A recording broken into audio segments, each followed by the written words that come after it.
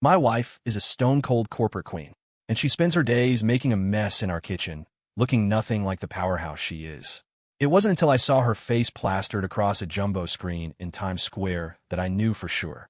The sweet, loving woman who makes me breakfast every morning is the same ruthless CEO the business world whispers about in awe and terror. Why would she lie to me like this?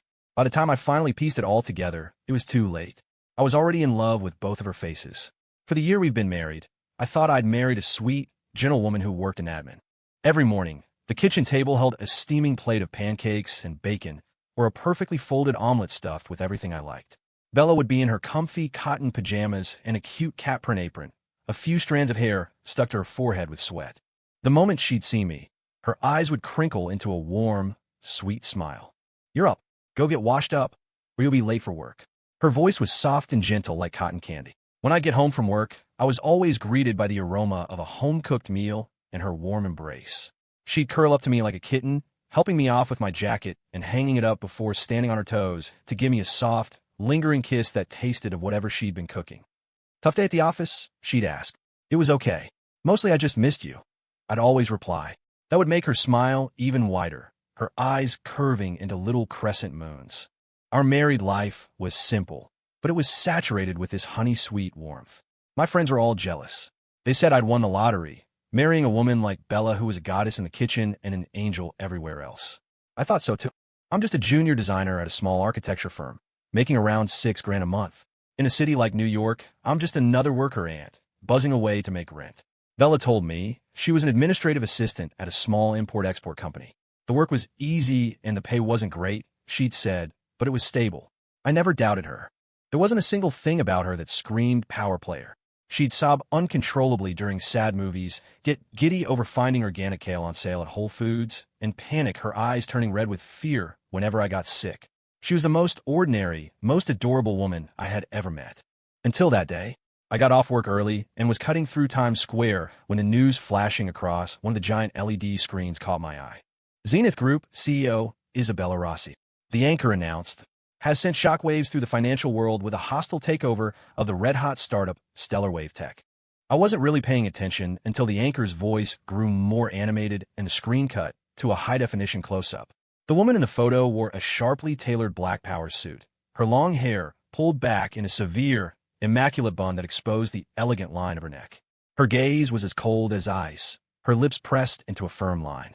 She radiated an unapproachable, formidable aura. That face, the face I kissed every morning and stared at every night, was unmistakably my wife's. Bella's. But on the screen, her name was Isabella. I froze, feeling like I'd been struck by lightning. The blood in my veins turned to ice. The crowds of tourists, the honking taxis, the distant sirens, it all faded into a dull roar. In my world, there was only that cold, unfamiliar face. Isabella Rossi, CEO of Zenith Group, the legendary, enigmatic figure known for her brutal tactics and decisive, cutthroat style.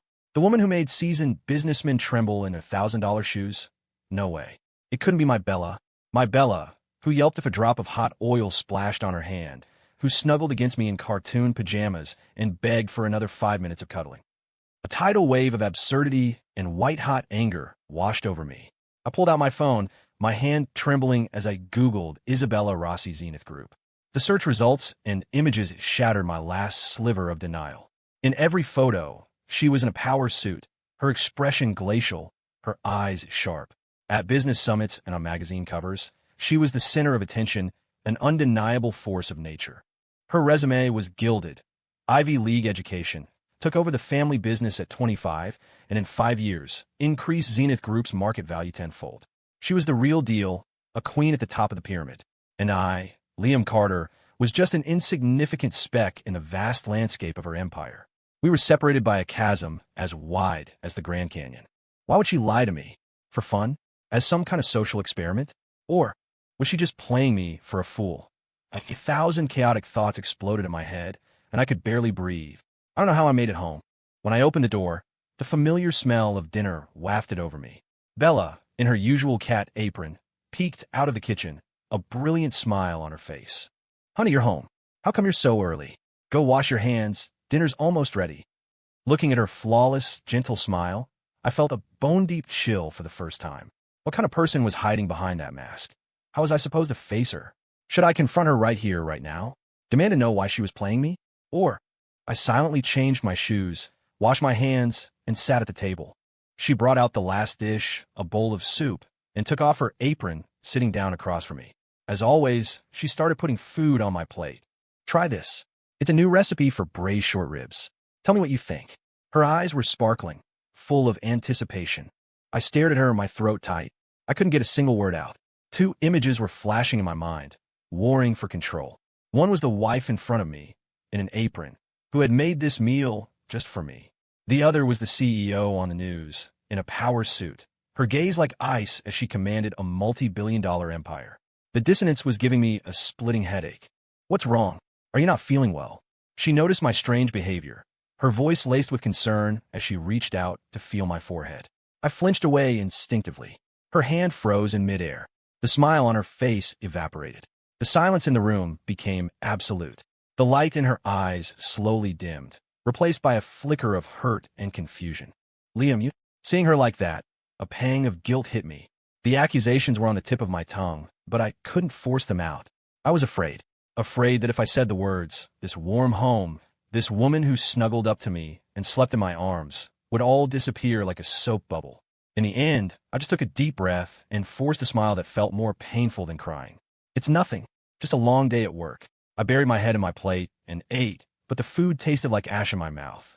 That night, for the first time, we slept with our backs to each other. I could feel her hesitant energy behind me. A few times, she started to reach for me, only to pull her hand back. I didn't sleep a wink. I thought about everything. I thought about how we met. It was at a small art gallery opening in Chelsea. I was there to see a friend's work, and she was standing alone, quietly observing a painting. She was wearing a simple white dress, no makeup, like a fairy who had wandered into the mortal world. I was the one who approached her. Thinking back now, why would someone of her stature be at a small, indie art show? Was it all set up? I thought about when we were dating. I took her to cheap food trucks, and she devoured the food with genuine delight. I bought her little $20 trinkets, and she'd wear them proudly, showing them off to everyone. She moved into my tiny rental apartment without a single complaint. Was all of that an act? Was her performance good enough for an Academy Award? But what about the little things? The way she'd fall asleep on the couch waiting for me when I worked late. The way she'd stay up all night taking care of me when I was sick, her eyes red from crying.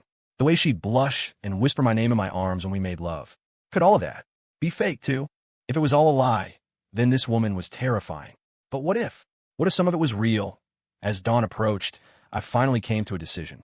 The anger and sense of betrayal were still there, but another, stronger emotion was taking over. Curiosity. Fascination. I felt like an explorer who had just discovered the map to a hidden treasure, filled with a desperate urge to see that unknown world. I wanted to see her as Isabella Rossi. I want to know why she chose me, why she constructed such an elaborate lie. Most importantly, when I calmed down and looked deep inside myself, I had to admit a painful truth. I was already hooked. The gentle, caring wife, Bella, the cold, powerful CEO, Isabella. These two completely different faces were like a fatal poison that had seeped into my very bones. I was in love with all of it. A crazy plan began to form in my mind. I was going to enter her world, and I was going to peel back every one of her masks, one by one. The next morning, I got up and pretended like nothing was wrong. Bella had already made breakfast, but her mood was obviously low, and there were faint dark circles under her eyes. She didn't rush me to get ready like she usually did. She just sat there quietly, taking small sips of her coffee. When she saw me, she looked up, her eyes searching mine. Last night, did I do something wrong? Seeing her so timid and cautious sent another pang through my chest. I walked over, wrapped my arms around her from behind, and rested my chin on the top of her head, taking a deep breath. It was still the same familiar, comforting scent of her hair. No, silly. It was my fault. I was stressed about a project at work and brought my bad mood home, I said softly. I'm sorry I worried you. Her body visibly relaxed. She nuzzled against me, her voice thick with emotion. You scared me. I thought you didn't want me anymore. Don't be ridiculous. How could I ever not want you? I turned her around to face me, held her face in my hands, and gave her a deep, searching kiss. This kiss was more aggressive than any before it. There was a hint of punishment in it as I parted her lips and explored her mouth. She was breathless, her face flushing a deep red as she could only let out tiny whimpers. Just before she ran out of air, I pulled back, resting my forehead against hers.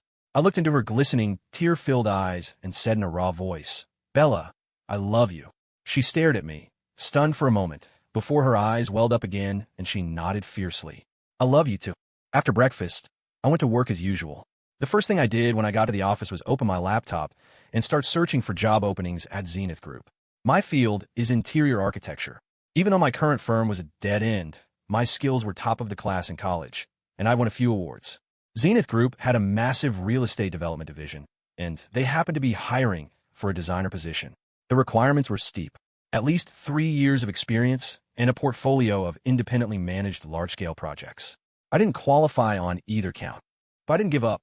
I spent the entire day compiling all of my work since college, my award-winning designs, side projects I'd done for cash, into a single killer portfolio.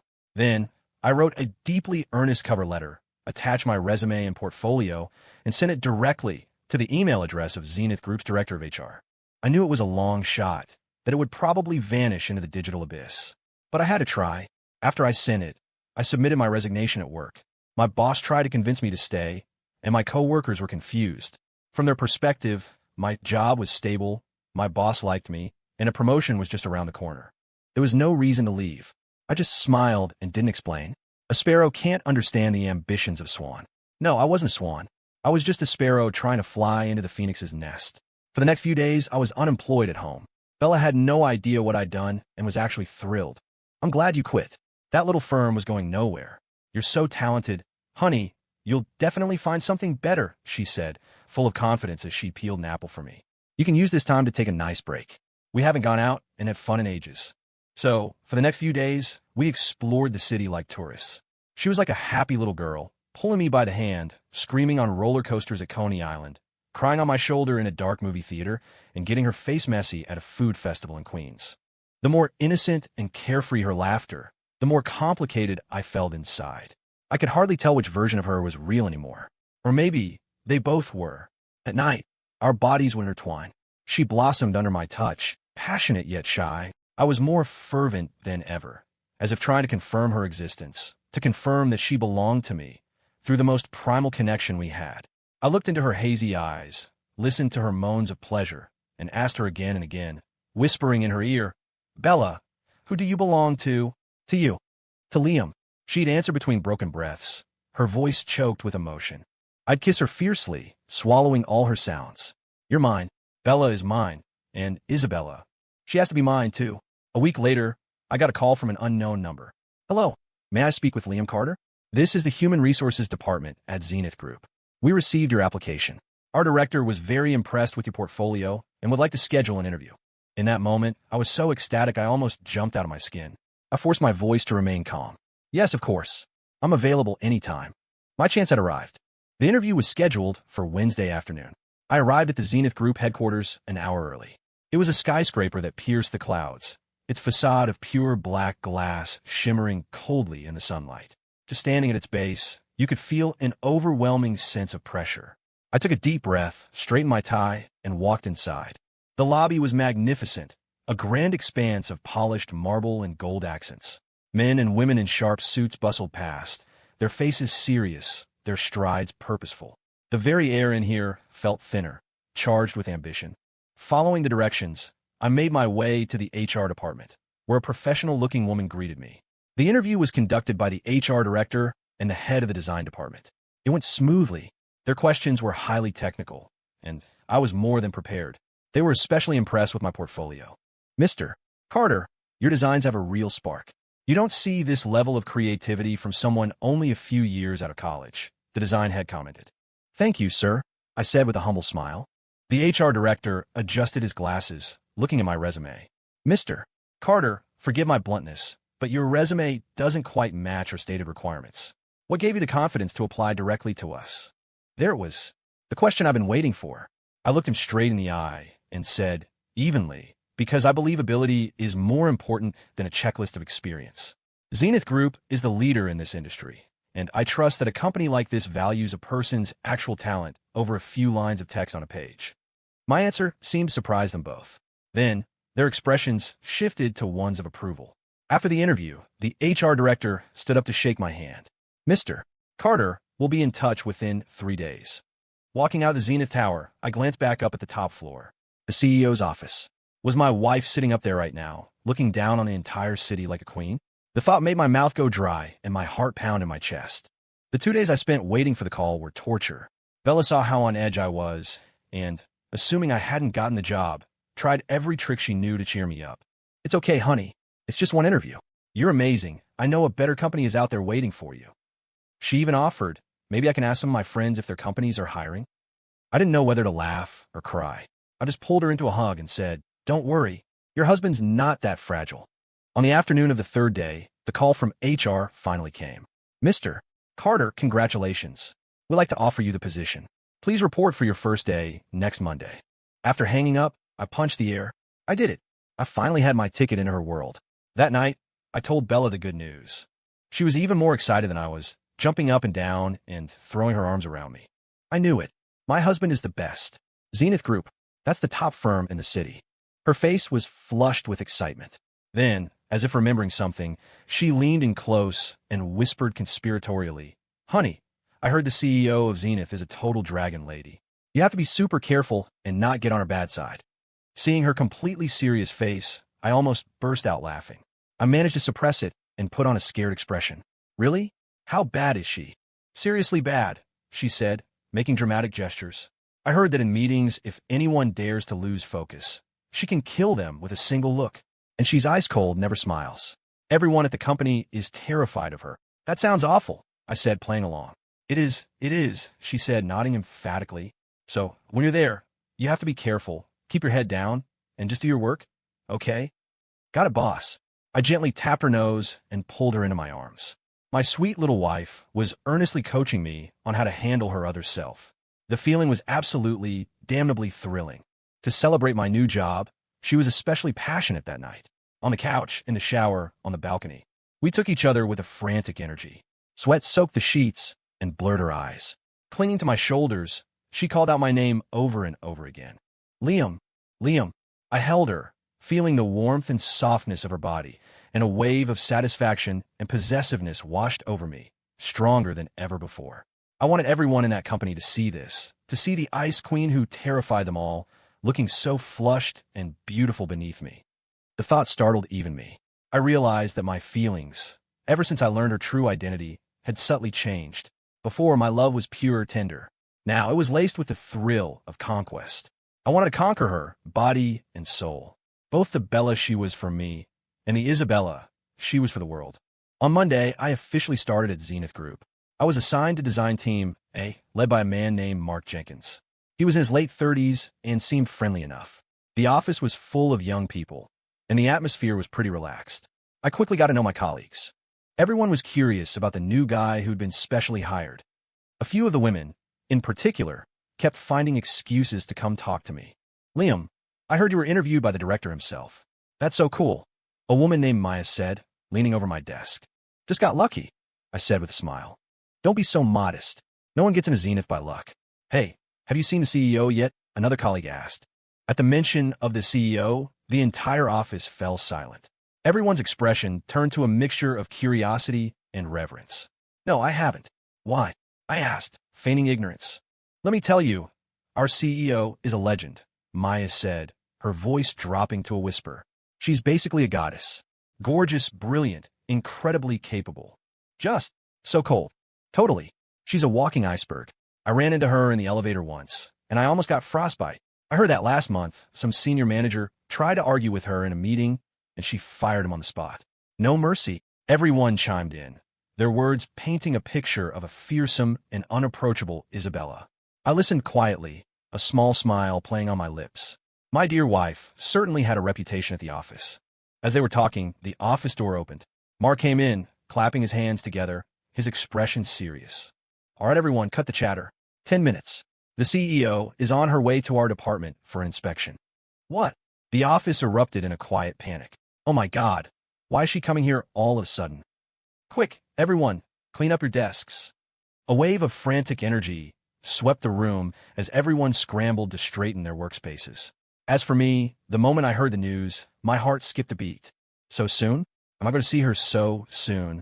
I subconsciously adjusted my collar, my palms starting to sweat. 10 minutes later, the office door opened again. Leading the way was a woman in a silver gray pantsuit. She wore 5-inch black stilettos that clicked sharply on the polished floor, making it seem like she was walking on air. Her hair was pulled back, her makeup was flawless, and her lips were a slash of defiant red. Her expression was arctic, her gaze as sharp as a razor, seeming to pierce through everything. A powerful aura instantly enveloped the entire office. Everyone held their breath. She was Isabella Rossi, my wife. She was a completely different person from the woman at home. At home, she was soft, warm like a gentle spring. Here, she was hard, cold like a drawn sword. My eyes were glued to her. She walked right past me, without a glance, as if I didn't exist. Her gaze swept across the office, finally landing on the department director. Her voice was cool, devoid of any emotion. The design drafts for the Hudson Yards West project. When will they be ready? Ms. Rossi, they'll definitely be done before next Friday, the director stammered, wiping sweat from his brow. I want them on my desk by Wednesday, she stated, leaving no room for negotiation. Yes, of course. We'll get it done. Her gaze then swept over us, the rank-and-file employees. When her eyes fell on me, they paused for a fraction of a second. I'm certain of it. No more than a tenth of a second. But in that instant, my heart stopped. She saw me. Her expression didn't change. It was still cold, still distant. Then her gaze moved on, as if I were just an irrelevant piece of the background. She gave a few more instructions and turned to leave. The sound of her heels echoed in the silent room. Click, click, click, each one landing like a hammer blow on my heart. Only after she had completely disappeared did the suffocating atmosphere in the office begin to lift. Everyone let out a collective sigh of relief, as if they had just survived a natural disaster. That was terrifying. The CEO's presence is just insane. Yeah, I couldn't even breathe. I, however, was still frozen in place, a storm raging inside me. That look, she definitely recognized me, but she pretended not to. This woman, I looked down and smiled to myself. I didn't feel disappointed at all. Instead, I felt a surge of exhilarating excitement. The game was on. In the days that followed, I threw myself into my work. The pace at Zenith Group was relentless, especially on the Hudson Yards West project. With the CEO issuing a direct order, the entire design department went into overdrive, working around the clock. But I loved it. It gave me more opportunities to see CEO Isabella. She visited the design department almost daily, sometimes for progress reports, other times to personally review our work. Each time, she would sweep in like a queen, surrounded by a retinue of executives. She always had a knack for pointing out the exact flaws in our designs, her logic impeccable and her critique sharp, leaving even the most senior architects speechless and sweating. I would hide in the corner of the crowd, a silent observer, greedily watching her every move. The way she frowned, the way she tapped her pen on the table, the occasional flicker of a disdainful smirk. I found it all intoxicating. So this was the other fascinating side of my sweet wife. Of course, at the office, I was a nobody. She barely ever looked at me. Our only interaction was when she'd occasionally ask, "Who's the new guy?" Mark would explain, "That's Liam Carter, he just started," and she'd reply with a curtain, and that would be the end of it.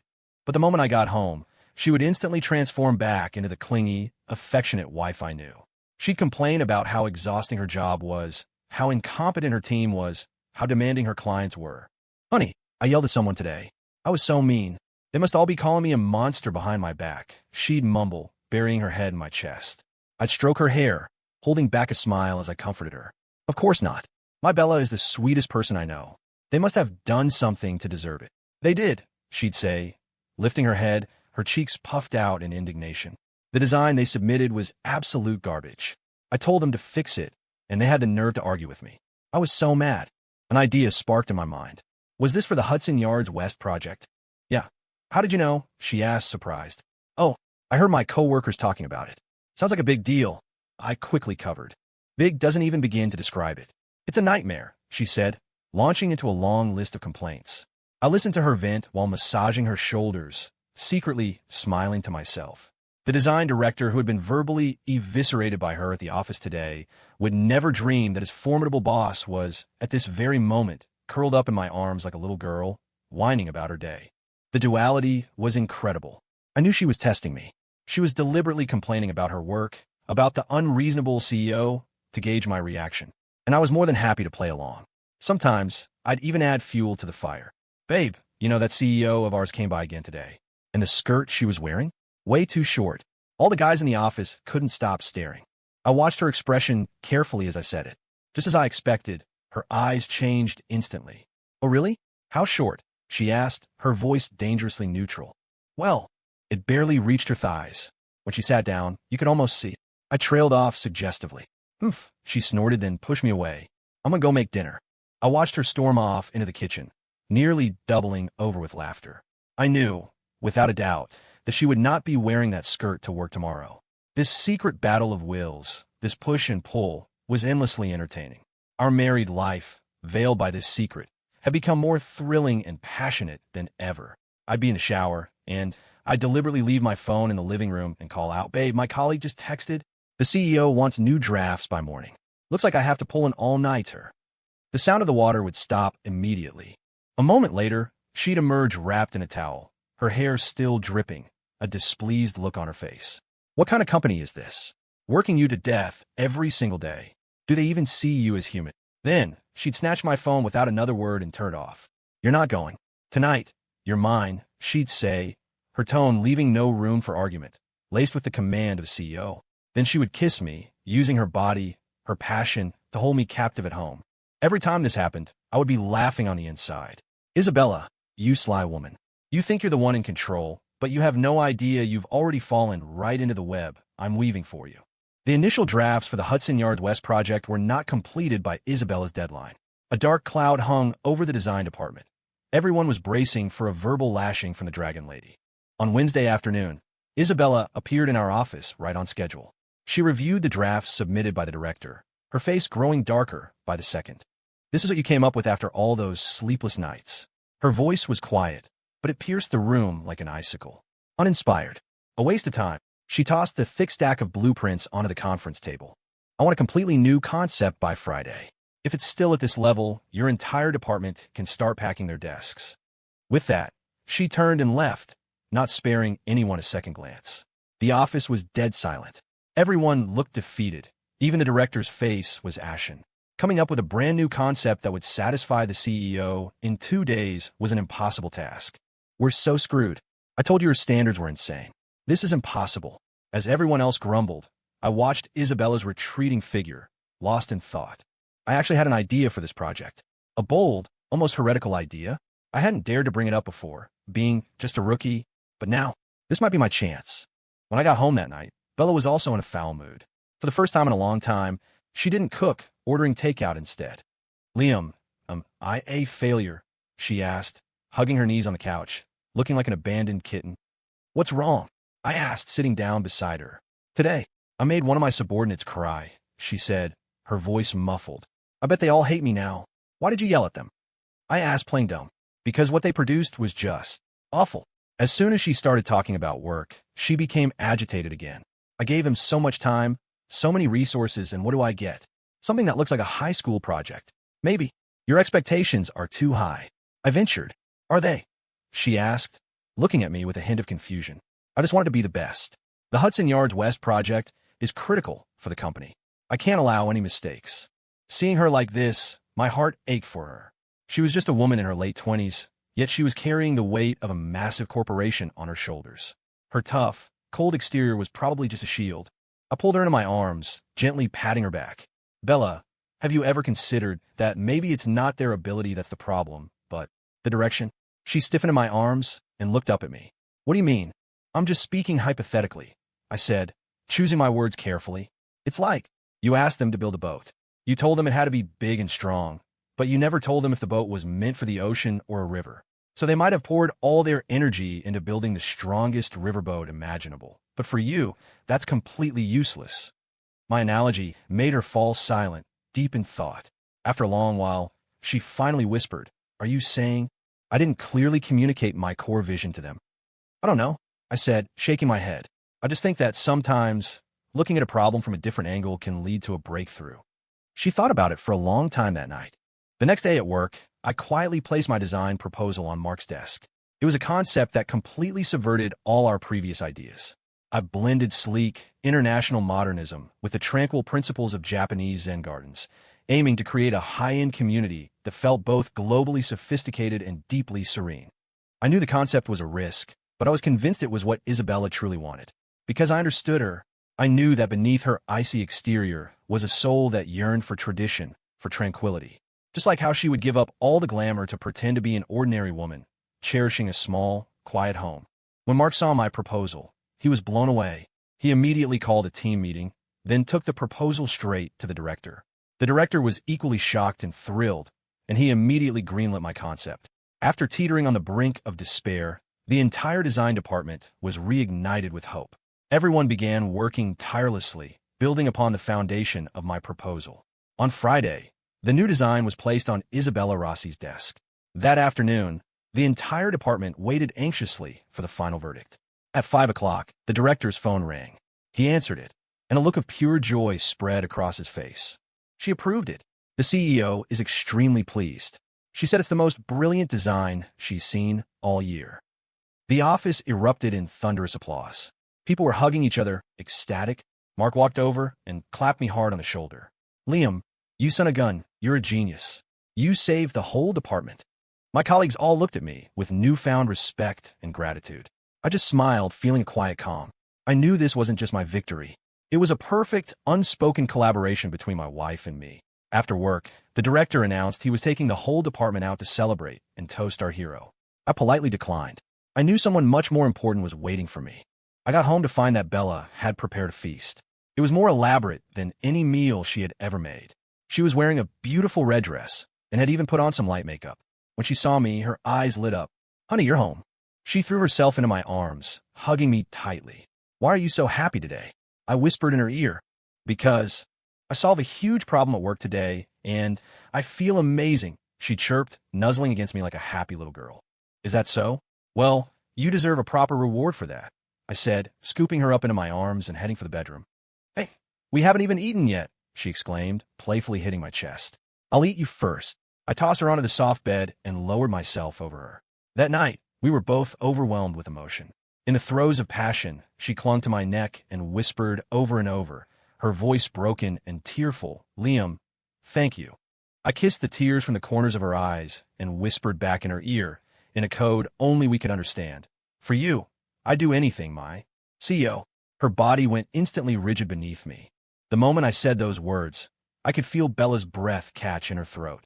Her entire body went stiff beneath me. Her once hazy eyes snapped into focus, filled with shock and disbelief. The air in the room felt like it had turned to glass. I looked down at her, watching my own reflection in her wide pupils, a playful smile on my lips. I didn't say anything else. I just lowered my head and kissed her again. This kiss was gentle, lingering, meant to soothe. Her body was rigid at first, resistant, but under my patient advance, she slowly began to soften. She closed her eyes, her long lashes still beaded with tears, and tremulously began to kiss me back. I knew. She understood everything. The thin veil of secrecy between us had finally been torn away by my own hand. But neither of us brought it up again.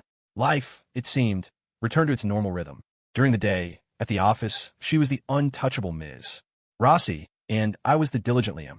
We were still two parallel lines, never meant to cross. She remained as cool as ever toward me, even more deliberate in keeping her distance than before. But some things were different. During meetings, her gaze would now sweep past me, seemingly by accident. When we passed each other in the hallway, I could smell the familiar scent of my own shower gel on her skin. Once, we ran into each other in the break room. We were the only two people there. She was getting water, and I walked up and stood behind her. I could see my reflection in the polished chrome of the water cooler, right behind hers. Her shoulders tensed. I didn't speak. I just stood there, silently admiring the alluring curve of her back and her tailored suit. Her waist was so trim, her legs long and sleek in sheer stockings. A fatal temptation. A lump formed in my throat. I had to fight the urge to wrap my arms around her.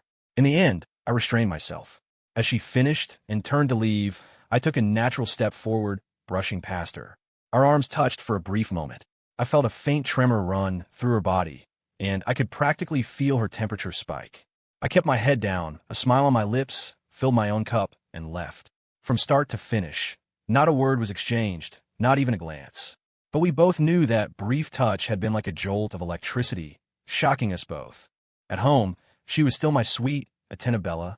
She'd cook for me, give me massages, and hold me as we slept. But our intimacy now had a new, thrilling undercurrent of the forbidden. She became more sensitive and far more proactive. Sometimes, I'd be reading in the study, and she'd bring in a glass of milk, only to accidentally spill it on my shirt. "Oh my gosh, I am so sorry," she'd say, feigning panic as she frantically dabbed at my chest with a napkin. Her fingertips, separated only by the thin fabric of my shirt, would linger, tracing patterns that sent shivers down my spine. Before I knew it, I have her pinned against the desk. Other times, I'd come home from work to find her in the kitchen wearing nothing but one of my white dress shirts, her long, bare legs on full display.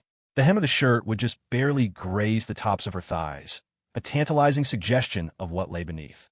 She'd turn, giving me a look that was both innocent and deeply seductive. "Honey, you're home." In those moments, all my self-control would crumble. We were playing a dangerous, exhilarating, and unspoken game. At the office, we were superior and subordinate, separated by a rigid hierarchy. At home, we were passionate lovers, inseparable. This stark contrast, this schism of identities, brought with it an unprecedented thrill. I started to revel in this double life. And thanks to my outstanding performance on the Hudson Yards West project, Isabella made an exception and promoted me to be one of the lead designers. I could finally walk into her office legitimately, to engage with her on a professional level. The first time I went to her office to report on the project, I was still a little nervous. Her office was huge, decorated in cool tones, just like her, minimalist, efficient, and imposing. She sat behind a massive desk, her head down, focused on a document. She didn't even look up. "Report," a single cold, clipped word. I took a deep breath and began my update. She never looked at me the entire time, just occasionally murmuring, hum, to show she was listening. When I finished, she finally put down her pen and lifted her head, her gaze locking onto me. Her eyes were as sharp as ever, as if trying to see straight through me. "Is that all?" "Yes, Ms. Rossi. In your proposal, the design for the central water feature. It's not bold enough." She leaned forward slightly, lacing her fingers together on the desk. "I don't just want a landscape. I want a statement. Do you understand?" "I understand," I nodded. "I'll draft a new version." "Good," she said, picking up a folder and holding it out to me. "Here's the relevant data. Take it back with you." I stepped forward to take it. Just as our fingers were about to touch, her hand suddenly went limp. The papers scattered across the floor. "Sorry, my hand slipped," she said, her face a perfect mask of indifference. I looked at her. She looked back at me. A flicker of something, a challenge, a playful taunt, danced in her eyes. I got it. This was a test from Her Majesty for her new favorite. I smiled, said nothing, and bent down to pick up the papers one by one. My line of sight was now level with her high-heeled shoes. She was wearing red stilettos today, a vibrant, fiery color like flames or fresh blood. They made her ankles look even more pale, delicate, and sexy. I could even smell the faint, unique fragrance that was hers alone. I picked up the documents very slowly. As my fingers closed around the last sheet, they accidentally brushed against the tip of her shoe. I felt her toes curl inside her shoe. I looked up at her, a knowing smile on my face. A tiny crack appeared in her icy facade. I stood up and placed the neatly stacked papers on her desk. "Ms. Rossi, if there's nothing else, I'll be on my way." "Wait," she said suddenly. "Is there something else, Ms. Rossi?" She stood, walked around her desk, and stopped in front of me. She was a full head shorter than me, even in heels, and had to tilt her head up slightly to look at me. But her powerful aura hadn't diminished in the slightest. She closed the distance between us, step by step, until our bodies were almost touching. I could see each of her long eyelashes, smell the scent of her breath. "Liam," she said my name, her voice low and husky. "You seem to think you know me very well." "I wouldn't dare," I said, shaking my head. "I'm just a subordinate, trying my best to anticipate my superior's wishes." "Is that so?" she said with a cold smirk.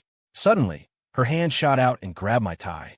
She yanked it hard, pulling me forward until our faces were inches apart. I could feel her warm breath on my skin.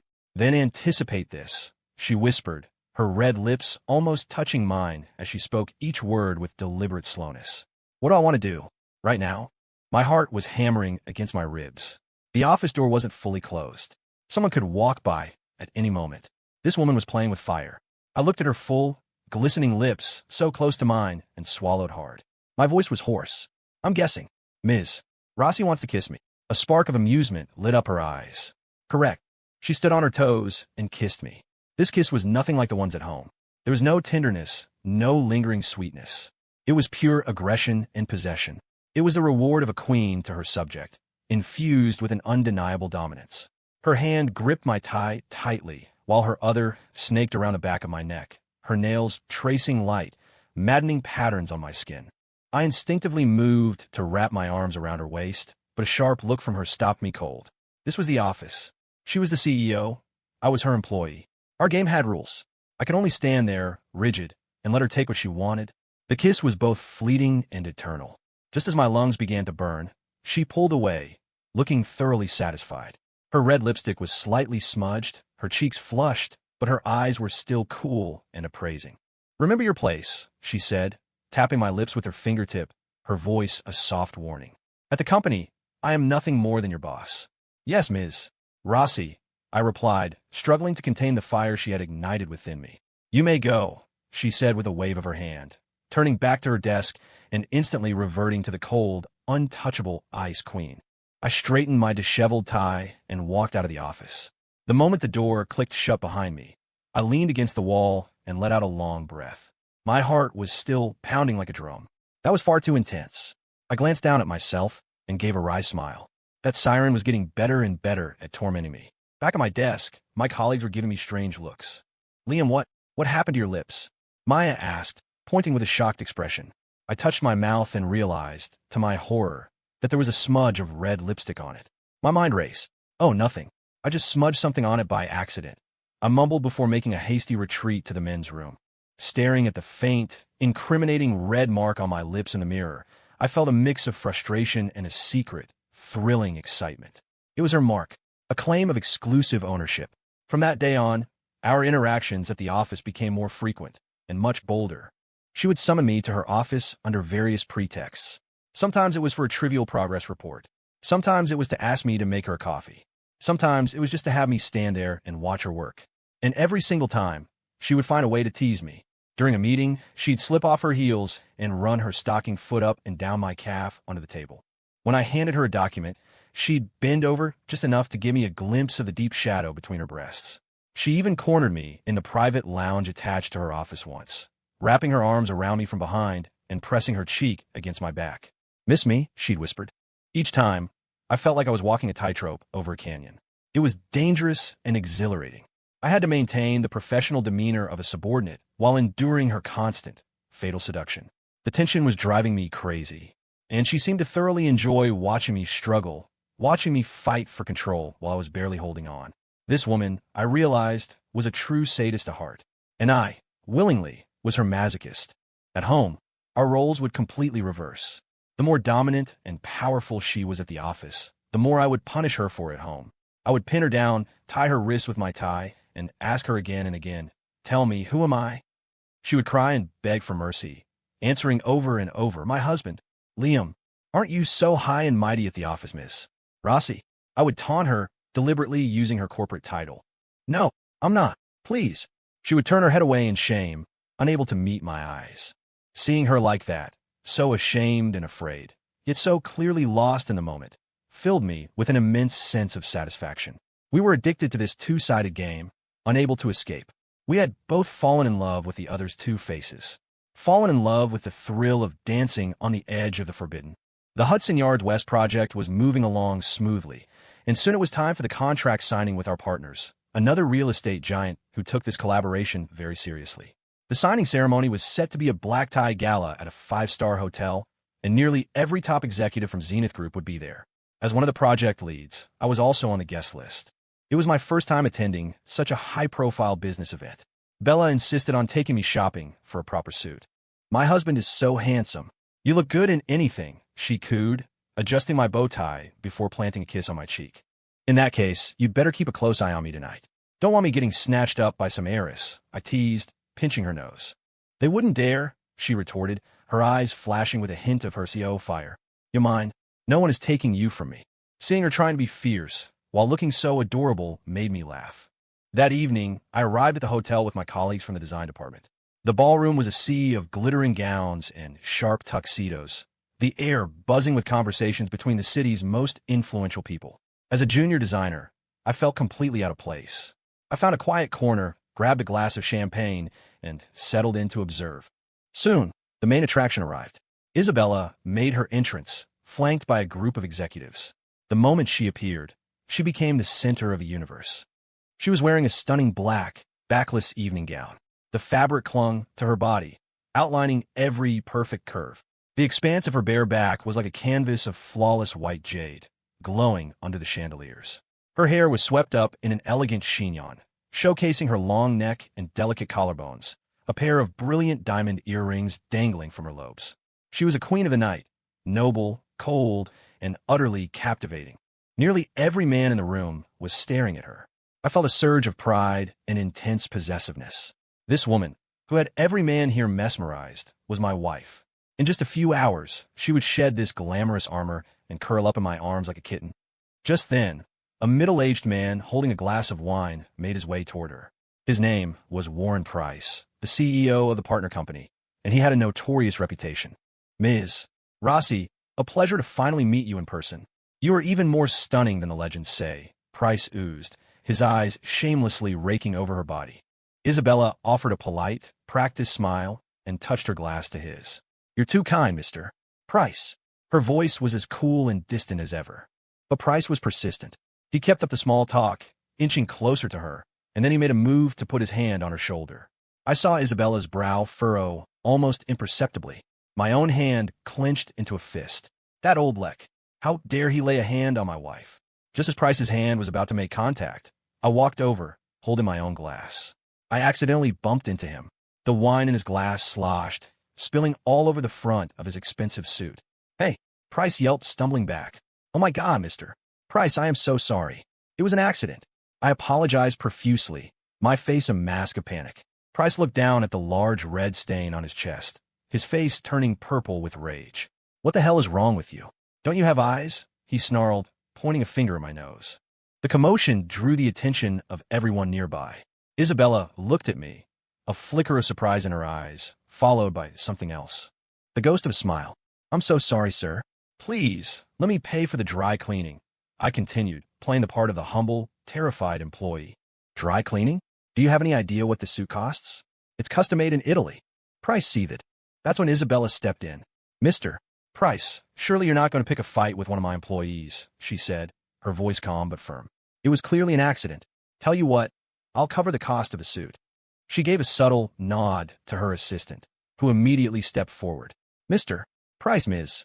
Rossi has arranged a suite for you upstairs. Please, allow me to show you the way so you can change.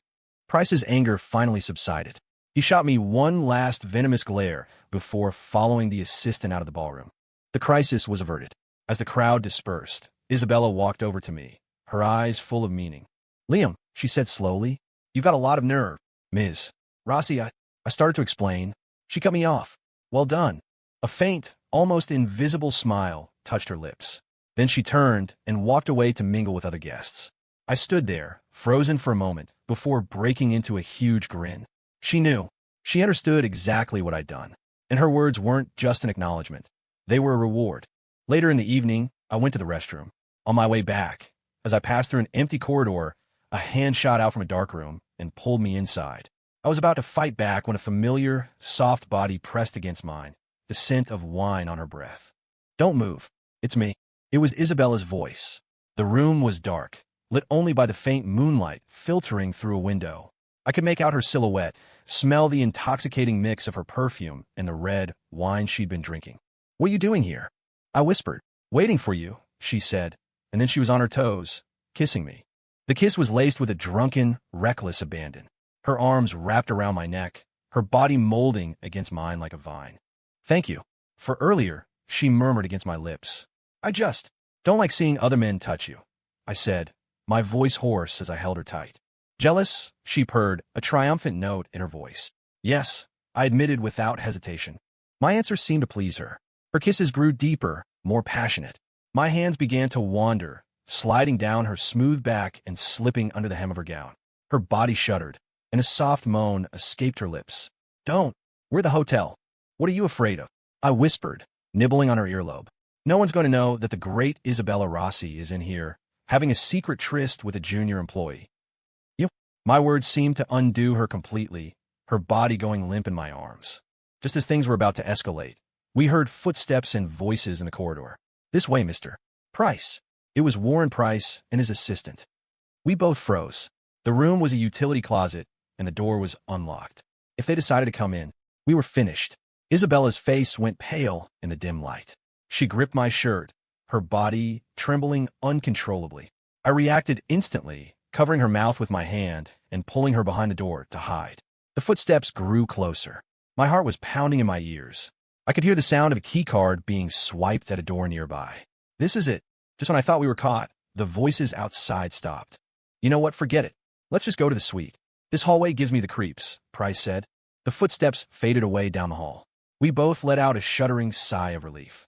The adrenaline rush from the close call made our bodies hypersensitive. Isabella was still pressed against me, breathing heavily. I could feel the soft press of her chest and the frantic beating of her heart. That was too close. She whispered, her voice still shaky. I looked down at her, her face pale with fright, and suddenly found her utterly adorable. I couldn't help myself. I leaned down and kissed her.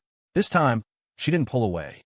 She responded with a fiery passion, as if trying to exorcise the fear from her system. We kissed wildly in the dark utility closet, a moment that was thrilling, forbidden, and impossibly seductive. Only when the corridor outside was completely silent did we finally, reluctantly, pull apart. I have to get back, she said, smoothing her dress and hair, her face still flushed. Okay. She walked to the door, then turned back to look at me one last time. Wait for me at home tonight. Then she slipped out the door and was gone. I leaned against the wall, trying to calm my racing pulse and raging desire. I knew tonight was going to be another sleepless night. I got home, took a shower, and lay in bed waiting for Isabella.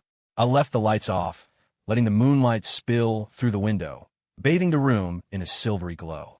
My mind kept replaying the heart-pounding scene in the hotel closet. My heart was still racing. I realized then that I was completely, irrevocably lost. I was addicted to this feeling of dancing on a knife's edge of danger. And I was hopelessly addicted to this woman, who was a queen one moment and a siren the next. I don't know how much time passed before I heard the front door open, followed by the soft click of high heels on the floor. She was home. I closed my eyes, pretending to be asleep. The bedroom door opened silently. A graceful figure slipped into the room and walked to the side of the bed, where she stood for a moment, just watching me. I could feel her gaze on my face. Then, the mattress dipped as she lay down beside me. She didn't turn on a light or go to the bathroom. She just lay on her side, facing me, watching me in the quiet dark. I could smell the alluring mix of wine and perfume still clinging to her. After a long time, she reached out, her fingertips gently tracing the lines of my eyebrows, my nose, my lips. Her touch was feather-light, full of a tenderness and love that I had rarely felt from her. I couldn't pretend anymore. I opened my eyes and caught her hand in mine. Done faking it? She asked, a small smile on her lips. In the moonlight, her eyes seemed to shine. I was about to fall asleep for real waiting for you, I said, pulling her into my arms and holding her tight. Oh, did you miss me? She murmured, snuggling into me like a cat finding its favorite spot. What do you think? I said, rolling her onto her back and positioning myself over her before capturing her lips with mine. This kiss was different.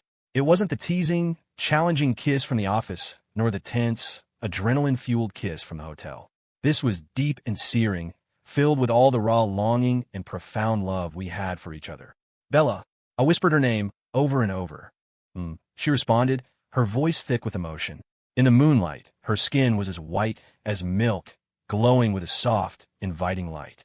Her eyes were like pools of water, shimmering and reflecting only me. Liam, she whispered against my ear, her voice almost a sigh. I think I'm becoming more and more inseparable from you. Her words struck me right in the heart. I paused, looking down at her, and said with all the sincerity I possessed, me too. We stared into each other's eyes, seeing a love so thick it was almost tangible. When did you find out? She finally asked, the question that had been hanging between us for so long. A long time ago, I said. The day I saw you on the news. Then why? Why didn't you confront me? Because. I leaned down and kissed her forehead, my voice hoarse. I was afraid that if I did, you would leave me. My words made her eyes well up instantly. You idiot, she sniffled, her voice catching. How could I ever leave you? Then why did you lie to me? I finally asked the biggest question that had been weighing on my mind.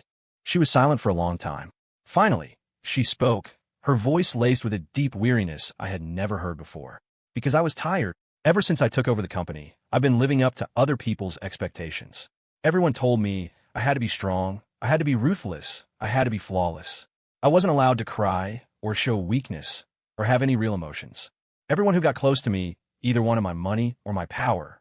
No one ever cared about who Isabella Rossi really was as a person. Until I met you, she said, her eyes full of warmth as she looked at me.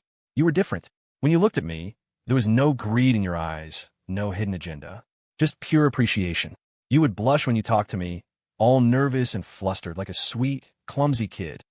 When I was with you, I felt relaxed, safe. I could be myself, without any masks or pretenses. I could just be a normal girl. So, I selfishly created a new identity for you. An identity named Bella. At first, I just wanted to have a simple romance, no strings attached. But I fell for you. I became greedy for the warmth you gave me, for the feeling of this home. I fell in love with you. I was so scared that if you found out the truth, you would think I was a liar and leave me. So I never said anything. I just kept up the act. Listening to her story, my heart felt like it was being squeezed. I ached for her, for the immense burden she had to carry at such a young age, for the loneliness hidden behind her glamorous facade. I pulled her closer, holding her so tightly it felt like I was trying to merge her into my very soul. I'm sorry, I whispered. I'm sorry you had to go through all of that alone. It's not your fault, she said, shaking her head as a tear finally escaped and rolled down her cheek. I'm the one who should be sorry. I shouldn't have lied to you. No, you did nothing wrong, I said, kissing her tears away. I looked her straight in the eyes and said, word by word, Bella, Isabella, they're both you. The gentle you, the powerful you, the vulnerable you, the strong you. I love all of it. I love the whole you. My words are the final crack in her dam. She clung to me and began to sob, not with sadness, but with a profound, soul-shaking relief, like a lost child who had finally found their way home. I just held her, stroking her back gently, letting her tears soak the front of my shirt. I knew, in that moment, that there were no more secrets, no more barriers between us. We truly, finally, had each other. After she had cried herself out, she fell asleep in my arms. I watched her peaceful face, my heart filled with a contentment I had never known. I leaned down and pressed a soft kiss to her lips. Good night, my sweet wife. Good night, my CEO. The next morning, we both overslept. A sliver of sunlight pierced through the curtains, illuminating Isabella's face and casting a golden glow upon her. She was in a deep sleep, her long eyelashes like tiny fans casting soft shadows on her cheeks. I propped myself up on my elbow and just watched her, my heart overflowing with a gentle warmth. Last night, we had laid everything bare. It felt as if a great weight had been lifted from my chest, leaving me feeling lighter than I had in months. As if sensing my gaze, her eyelashes fluttered, and she slowly opened her eyes. Still hazy with sleep, she looked at me, a lazy, sensual energy about her. Morning, she mumbled, her voice husky. Morning, I smiled, kissing her forehead. We should probably get up. We're both going to be late. Don't want to. She whined, wrapping her arms and legs around me like a koala and burying her face in my chest. I don't want to go to the office today. I don't want to be the dragon lady. Sorry, no can do, I said, tapping her nose. If you don't go, who's going to sign my paychecks? That made her laugh, and she gave my chest a playful tap. Jerk. We stayed tangled up for a while longer before finally dragging ourselves out of bed. As I was brushing my teeth, she came up behind me and wrapped her arms around my waist, resting her chin on my shoulder and looking at our reflection in the mirror. Liam, she said suddenly, what if you supported me from now on? I looked at her reflection, at the hopeful, yearning look in her eyes. Deal, I said with a grin. As soon as I get promoted, become CEO, marry the beautiful, rich girl, and conquer the world, I'll support you. You're impossible, she said, nipping my shoulder gently. I'm serious. I'm serious, too, I said, turning to face her. I held her face in my hands and looked at her earnestly. Bella, just give me some time. One day, I'll be strong enough to shield you from everything, so you can just relax and be my wife. I knew it wouldn't be easy. The gap between us wasn't something I could close overnight, but it was my promise to her, and it was my responsibility as her husband. She looked at me, her eyes shining. Okay, she nodded firmly. I'll wait for you. Despite her protests, we eventually made it to the office building just in the nick of time. In the parking garage, she suddenly grabbed my arm. What's up? I asked. She didn't say a word. She just leaned in, gave me a quick, firm kiss on the lips, and then, blushing like a teenager who'd just been caught, she bolted from the car and hurried toward the elevators without looking back. I sat there for a second, touching my lips, and couldn't help but smile. That woman, she was getting cuter every day. Once we were in the office, everything went back to normal. She was the untouchable Ms. Rossi, and I was the quiet Liam from design. But our mindsets were completely different. Now, this act of pretending not to know each other wasn't a source of anxiety anymore. It was our own private game. We'd communicate with glances only we could understand. During a long, boring board meeting, she'd be texting me cute emojis under the table. When I'd deliver a file to her, I'd sneakily graze her palm with my finger when no one was looking. She'd shoot me a glare, but it held no heat, only a simmering, playful warning. Our secret love affair was unfolding silently in the heart of this massive corporation. It was more thrilling and far sweeter than before. Thanks to our perfect collaboration, the Hudson Yards West project was a massive success. And because of my performance, my reputation within the company was growing. People were starting to wonder who this new guy was and how he had managed to win the CEO's favor. Please, he just got lucky his one idea got noticed by the CEO. What's the big deal? I heard he might have some kind of relationship with her. No way. Why would the CEO be interested in him? I ignored all the gossip. I knew that one day, my own achievements would silence all of them. One day, I would stand beside her, proudly and openly, and show the entire world that she was my woman. That afternoon, Isabella called me into her office. "Close the door," she said. I did as she asked and walked over to her desk. "Ms. Rossi, you wanted to see me?" She didn't answer. She just walked around her desk and stood in front of me. Then, right there, she began to unbutton her silk blouse one button at a time. I froze. "What were you doing?" She undid 3 buttons, revealing the black lace of her bra underneath. "Do you like it?" she asked, a seductive smile playing on her lips. My throat went dry. "Ms. Rossi, this is the office," I managed to say, my voice strained. "I know," she said, reaching up to caress my cheek, her voice a hypnotic whisper. "But I couldn't wait. Couldn't wait. For what? To get home." With that, she stood on her toes and kissed me. This woman was a witch. She always knew exactly how to ignite every last bit of my desire. I couldn't hold back any longer. I swept her up into my arms and laid her down on the massive mahogany desk. "Ms. Rossi," I growled, leaning over her and nibbling on her earlobe, my voice hoarse with passion. "You asked for this." She wrapped her arms around my neck, a triumphant, foxy grin on her face. "We'll see if you can handle it."